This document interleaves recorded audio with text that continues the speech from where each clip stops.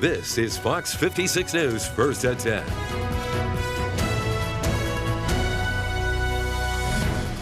I want to thank the members of our House Republican Conference for uniting as a team and getting this thing done. Do not underestimate the Republican majority in the House, the mighty majority in the House. The U.S. House approving today President Trump's massive domestic policy bill in a 218 to 214 vote, sending it to his desk for a signature. Thanks for joining us tonight. I'm Aaron Leedy. Republicans in Congress gave themselves a July 4th deadline to pass the president's massive tax and spending bill. And as you can imagine, the hours leading up to their self-imposed deadline were filled with political drama. National correspondent Matt Gelka begins our coverage tonight from Capitol Hill. The motion is adopted. The one big beautiful bill in Congress ended up meeting the July 4th deadline. But leading up to it, House Republicans worked all night to try and flip members of their own party who had concerns about the tax and spending plan.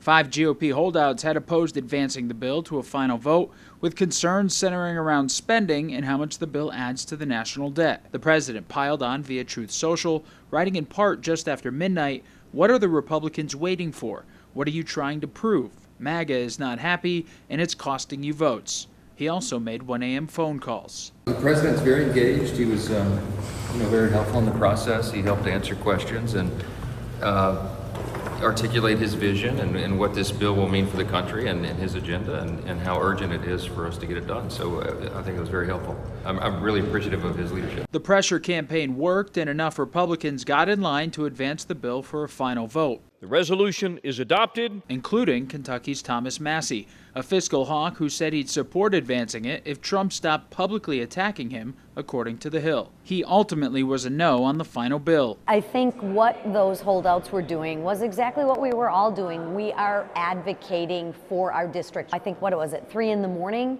After having several conversations with each other and the president, we've concluded that this is the best, most conservative bill that we can put on the floor to pass for the American people.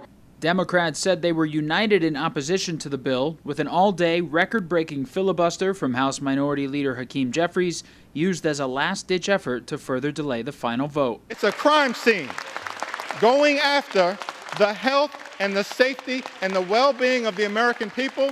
And, Mr. Speaker, we want no part of it. Some conservatives with concerns about the bill said they held out as long as they could to push for changes. The House, however, did not make any formal changes to the bill the Senate sent to them. Reporting in Washington, I'm Matt Gelka. Governor Shapiro reacting to the passing of the bill tonight, calling it shameful and hurtful to Pennsylvania. He posted this graphic on X saying 310,000 Pennsylvanians will lose Medicaid, 140,000 will lose food assistance, 25 rural hospitals will be threatened, energy prices will rise, and $3.3 trillion will be added to the national debt. Republican U.S. Representative Rob Bresnahan Jr. releasing a statement after the vote, saying in part, quote, "This bill delivers on the promise I made to the people of northeastern Pennsylvania by providing the largest working class tax cuts in American history, eliminating taxes on tips and overtime, and securing the southern border. We also protect and strengthen Medicaid by cracking down on the fraud, waste, and abuse that's driving the program towards a collapse." And the Hospital and Health System Association of Pennsylvania saying tonight the deep Medicaid cuts finalized today through federal budget reconciliation will devastate Pennsylvanians' access to health care. This legislation will result in hundreds of thousands of Pennsylvanians losing health coverage and will destabilize hospitals that entire communities depend on.